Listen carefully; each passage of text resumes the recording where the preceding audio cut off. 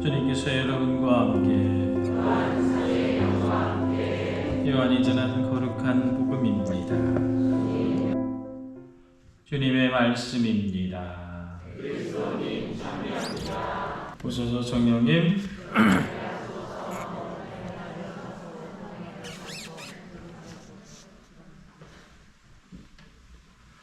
오늘은 부활절 3주간 화요일이자 세월호 10주기 기념 미사를 드리는 날입니다. 미사에 앞서서 우리 삶 안에서 진정으로 이와 같은 참사들이 다시는 재발하지 않을 수 있도록 하나님께 은총 청함과 동시에 정말로 가슴에 아이들을 묻은 우리 세월호의 유가족들, 또 어처구니 없이 말 그대로 좋은 여행을 꿈꾸다가 유명을 달리하신 모든 분들, 그 안에서 사람들을 구하려다가 세상을 떠난 모든 의인들, 또 아이들 지키기 위해서 함께 결국에는 죽을 수밖에 없었던 우리 너무나도 숭고했던 우리 선생님들, 이 모든 분들 위해서 여러분들 함께 미사 중에 계속 기도해 주시기를 청합니다. 10년 전의 일입니다만 생생합니다. 제가 세종에 가서 성당이 없어서 성당을 정말 빨리 지어야겠다라는 생각으로 엄청 열심히 뛰어다니고, 그날 말 그대로 아침에 이 뉴스를 보았었을 때 설마 했었던 일들이 점차 현실이 되어가고 있는 상황 속에서 너무나도 안타까웠었던 그 느낌, 지금 생각해보면 그대로입니다. 그런데 저는 오늘 이야기하고 싶은 것은 그때의 그 느낌 안에서 볼 수 있었던 두 가지 양분되어 있었던 것들에 대해서 한번 이야기를 해보고 싶습니다. 우리 분당은 아니지만 제가 전에 있었던 분당에서 이 일을 겪었었을 때 정말로 이 일에 자기의 아이들이나 자기와 연관이 있는 것은 아니지만 온 몸을 다해서, 온 정성과 마음을 다해서 그 아픔에 동참하고 자기의 일인 것처럼 흐느끼는 자매님들을 본 적이 있습니다. 저는 개인적으로 우리 안에 천사가 있다면 저 모습으로 지금 있겠구나 라는 생각을 했었습니다. 그러나 저는 명확히 기억하는 사람도 있습니다. 그 사고가 나고 제대로 된 보도조차 나오지 않았었을 때 교통사고라고 호들갑 떤다고 이야기하던 62살의 형제님을 저는 아직도 똑똑히 기억합니다. 욕하는 것 같아서 이야기하고 싶지는 않지만 저는 그 분을 그리스도인이라고 이야기할 수 없다라고 생각합니다. 304명의 희생이 있었고 3시간 만에 침몰했습니다. 옆에는 수십 척의 구하러 온 민간 어선과 대형 상선이 있었고 해경 헬기가 있었고 해경 1, 2, 3정이 있었습니다. 그런데 누군가가 탈출하라 라는 단 한마디를 하지 않아서 304명이 그렇게 어두운 바닷속에서 삶을 달리했습니다. 그 중에 아이들이 260명이었습니다. 여러 가지를 생각합니다. 여러 가지를 이야기합니다. 왜 사고가 났는가? 왜 구하지 못했는가? 왜 머뭇거렸는가? 이것에 대한 어떠한 규명도 제대로 된 게 없습니다. 10년이나 지났는데 말입니다. 많은 상황들을 우리는 알고 있습니다. 과적이 있었다. 과실이 있었다. 정비가 불량했다. 불법 개조 등이 있었다. 그런데 그것에 대해서 책임지는 사람도 단 한 명이 없습니다. 이런 대형 사고들은 반드시 지휘체계가 있습니다. 그러나 그곳에도 책임은 없습니다. 숨기고 가리고 밝히지 않고 말 그대로 자신들의 실수를 감추기 위해서 노력했던 수많은 이들을 알고 있습니다. 그런데 그들에게 책임을 묻지 않습니다. 이런 일들이 벌어지면 일반적으로 다시금 이런 일들이 발생할 수 있는 가능성에 대해 우리가 흔히 이야기하는 시뮬레이션을 합니다. 참사적 상황이 발생하면 어떻게 대응해야 된다라는 매뉴얼을 짭니다. 상황 발생이 하면 급한 것이 무엇인지 선 조치하고 보고한다는 예행 연습을 합니다. 그런데 일반적으로 일반 기업에서도 이루어질 수 있는 이런 일들이 국가적 단위에서 정비되거나 반성되지 않습니다. 제가 방금 언급한 것들 중에 하나라도 제대로 바뀌고 변화되고 성찰되었는가? 그렇지 않습니다. 오히려 더 무너지고 무뎌졌습니다. 참여 시절 정부 위기관리 매뉴얼이 대단했다라고 이야기를 합니다. 하지만 그 다음 정부를 거치면서 매뉴얼은 삭제되고 관련 문서들은 죽은 문서가 되어버렸습니다. 그 다음 정부에서는 정말로 몇백억을 들여서 위기관리센터를 강화합니다. 그 다음 정부가 들어서자 관광지가 되어버렸습니다.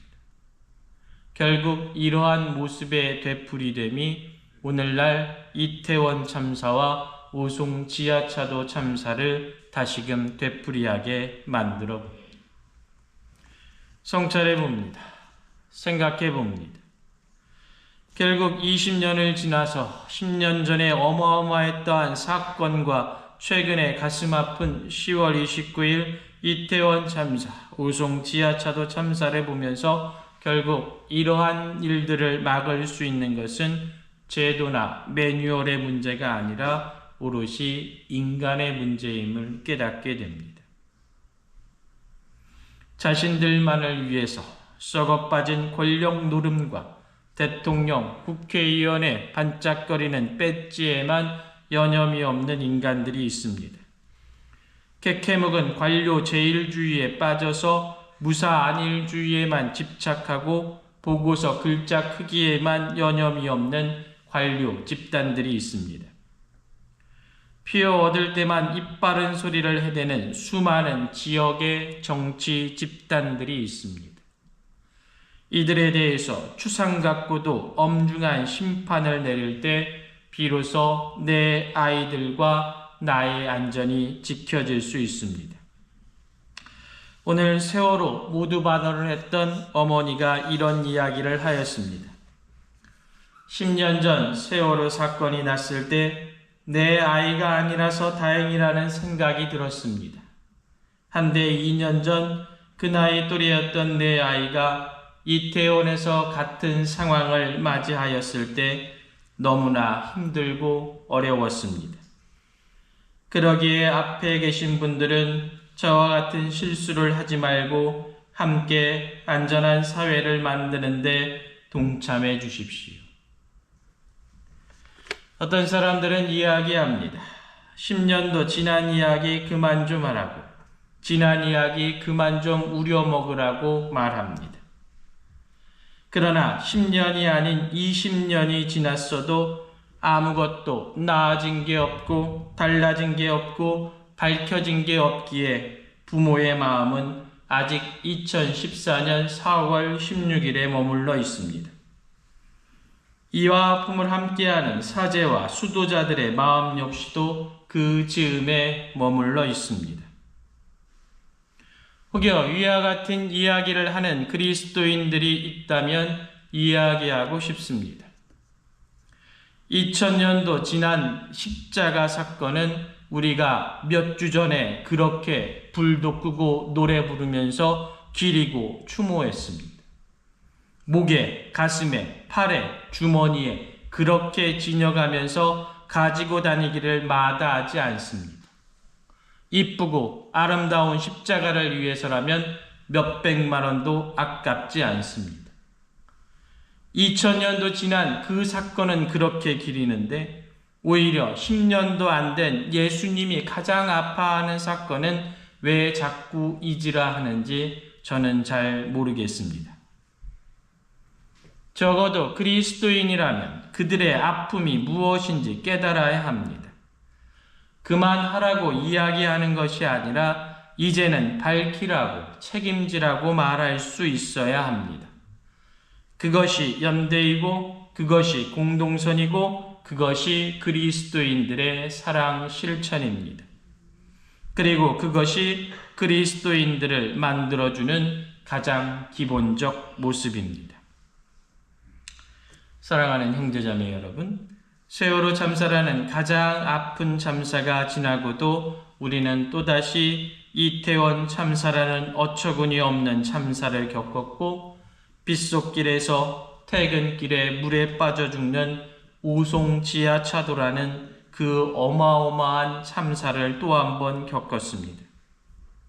그 모든 것을 겪으면서 다시는 그러지 말자고, 다시는 그런 상황을 되풀이하지 말자고 법을 제정하려 합니다. 한데 이를 다시 권력자들은 감추기 위해 자신의 권력으로 방해를 합니다. 결국 그런 나라에서 국민들이 겪게 될 것은 다시 다가온 어두움의 참사의 현장일 것입니다. 지난번과 이번에는 아니었습니다. 그러나 다음번에는 내가 될 수 있습니다. 저는 솔직히 그것이 두렵습니다.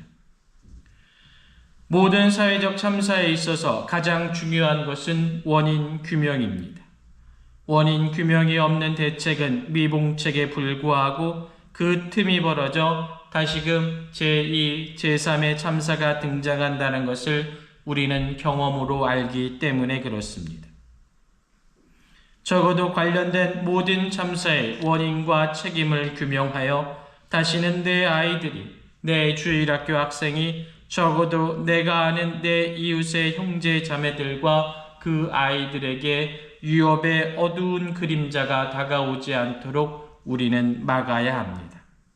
그렇게 서로 간에 연대하는 것, 그리고 그것을 기억하는 것, 그것이 그리스도인들에게 맡겨진 숙제입니다. 세월호, 이태원, 오송 지하차도의 모든 유가족들을 위로합니다. 고통 앞에서 중립이란 없습니다 라는 교황님의 말씀을 새겨봅니다. 강론을 마치면서 2013년 마르타의 집 소성당에서 하신 교황님의 말씀으로 강론을 마칠까 합니다. 교회의 사회교리에 따르면 정치란 가장 높은 형태의 자선입니다. 정치가 공공의 선에 봉사하기 때문입니다. 빌라도처럼 손을 씻고 뒤로 물러나 있을 수 없습니다. 그렇지 않은가요? 우리는 뭔가 기여해야 합니다. 좋은 가톨릭 신자라면 정치에 관여해야 합니다. 스스로 최선을 다해 참여함으로써 통치자들이 제대로 다스리게 해야 합니다. 우리가 통치자들에게 제공할 수 있는 최선의 것은 무엇입니까? 기도입니다. 사도 바오로의 말씀대로 임금들과 높은 지위에 있는 모든 사람들을 위해서 기도를 부탁합니다. 아멘.